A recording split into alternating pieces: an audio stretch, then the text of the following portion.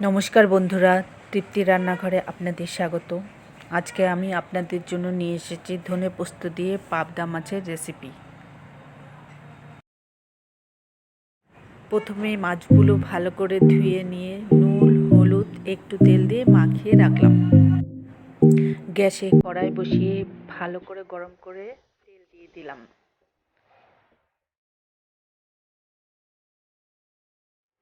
তেল গরম হলে মাছগুলো একে একে ভেজে নিলাম।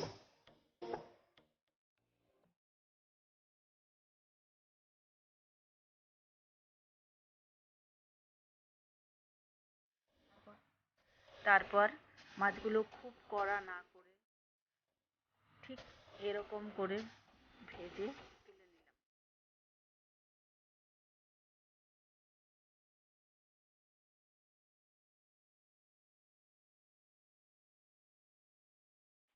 তারপর আলুগুলো লম্বা লম্বা করে পাতলা করে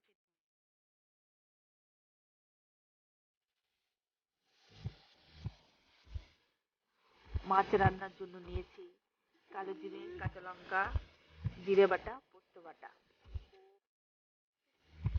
কড়াইতে তেল গরম করে আলুগুলো ভাজা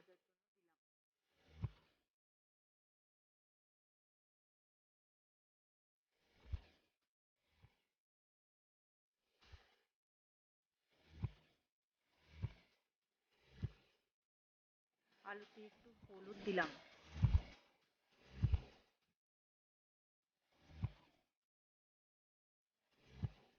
আর একটু লবণ দিয়ে দিলাম।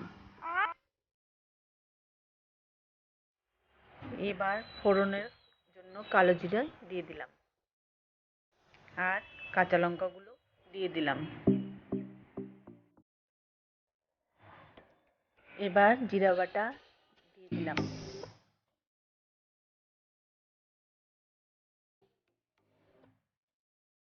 আর একটু হলুদ দিলাম,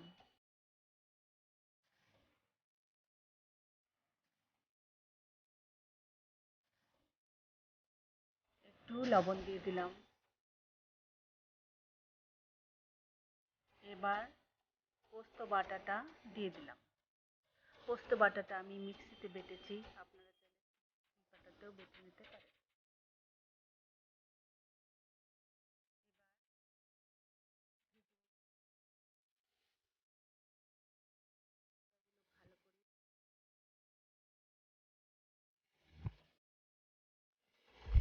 ভেজে নেওয়ার পরে গরম জল দিয়ে দিলাম। গরম জল করে রেখেছিলাম, আপনারা পরিমাণ মতন গরম জল দিয়ে দিবেন। কোনো রান্নাতে গরম জল ব্যবহার করলে রান্নার স্বাদ অনেকটাই বেড়ে যায়।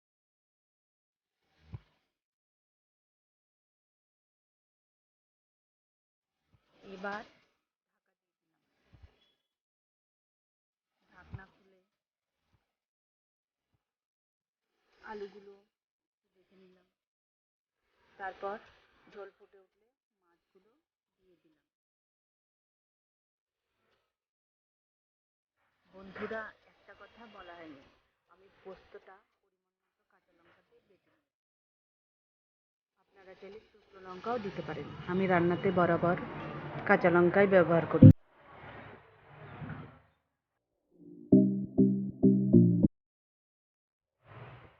এবার ঝোলের মধ্যে চেরা কাঁচা লঙ্কা দিয়ে দিলাম, ঝোলটা ফুটতে দিলাম। তারপর কিছুটা ধনেপাতা দিয়ে দিলাম। তৈরি হয়ে গেল ধনে পোস্ত দিয়ে পাবদা মাছের রেসিপি।